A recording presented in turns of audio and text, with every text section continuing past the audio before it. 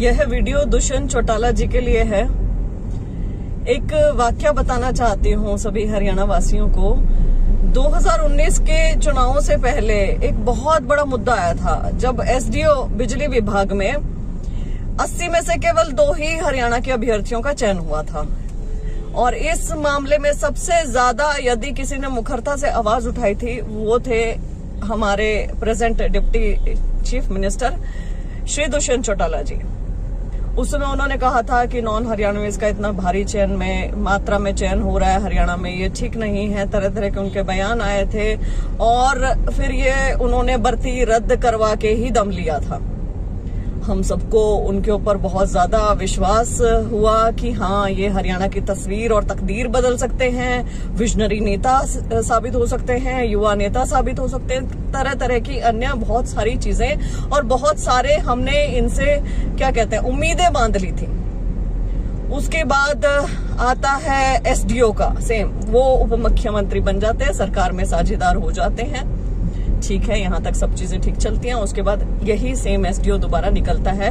इस बार 99 total post में से 22 हरियाणवियों का चयन होता है, बाकी सारे नॉन हरियाणवी लगते हैं। दुष्यंत चौटाला जी से पूछती हूँ दोबारा में, और सभी पूछते हैं कि क्या रहा, अब आप क्यों नहीं बोल रहे हैं? कोई शब्द नहीं, चुप्पी, सन्नाटा। तब कहा जाता है उनकी तरफ से कि अरे 99 में तो सब आ गए रिजर्व कैटेगरी के भी, रिजर्व कैटेगरी में तो हरियाणवी ही लगे हैं, तो शायद उनकी जनरल नॉलेज थोड़ी सी कम हो गई, या बहका रहे थे उस समय वो हरियाणा वासियों को, क्योंकि 80 में भी रिजर्व कैटेगरीज में तो हरियाणवी ही लगे थे। व्हाटएवर। फिर तीसरा रिजल्ट आता है असिस्टेंट प्रोफेसर पॉलिटिकल साइंस का, जहां 18 जनरल कैटेगरी कैंडिडेट्स टोटल में से 11 नॉन हरियाणवी लगते हैं, हरियाणा से बाहर के कैंडिडेट्स लगते हैं। उस पर चुप्पी, सन्नाटा, कुछ नहीं। फिर उसके बाद एचसीएस का एग्जामिनेशन होता है। एचसीएस में 1/3 अभ्यर्थी हरियाणा से बाहर के सिलेक्ट होते हैं। कुछ नहीं, चुप्पी, सन्नाटा। ग्रुप ए और बी की पोस्ट धड़ल्ले से बाहर वालों को जा रही है, लेकिन चुप है युवा नेता, विजनरी नेता।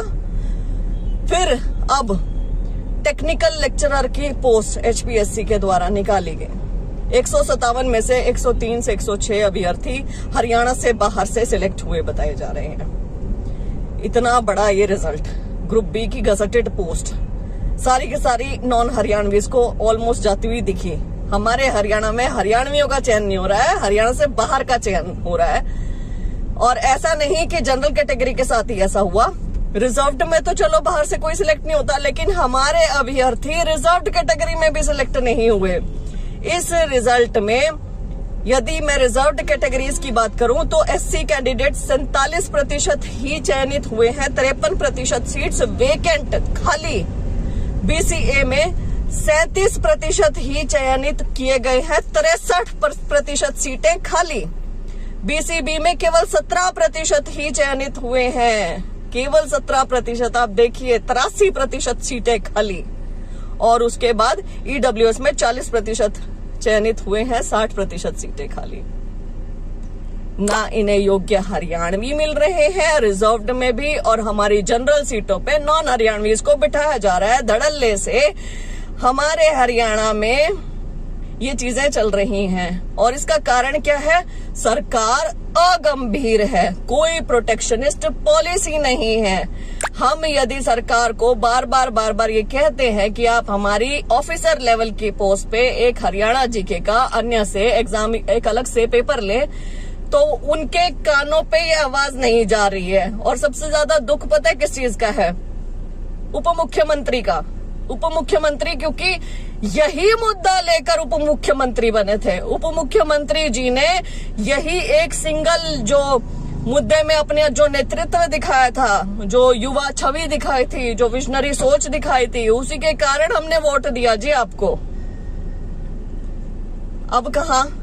इसका मतलब सत्ता से बाहर कुछ और चीजें होती है, सत्ता के अंदर जाके कुछ और चीजें होती है। सेम चीज यहाँ पे दिख तो रही है।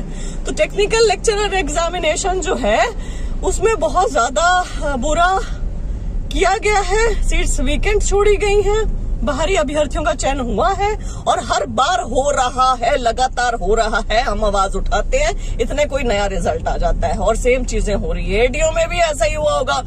600 में से 50 लोग ही बने हैं, 50 में से भी हरियाणा के कितने होंगे हमें नहीं पता, लेकिन इवेंचुअली वो भी पता चल जाएगा। तो हमारे अफसर लेवल की पोस्ट है वो तो हरियाणा से बाहर जा ही रही हैं और हमारी सरकार को कुछ लेना देना नहीं है। जब हमारी सरकार ही हमारी नहीं है तो इस सरकार का हरियाणा में क्या काम।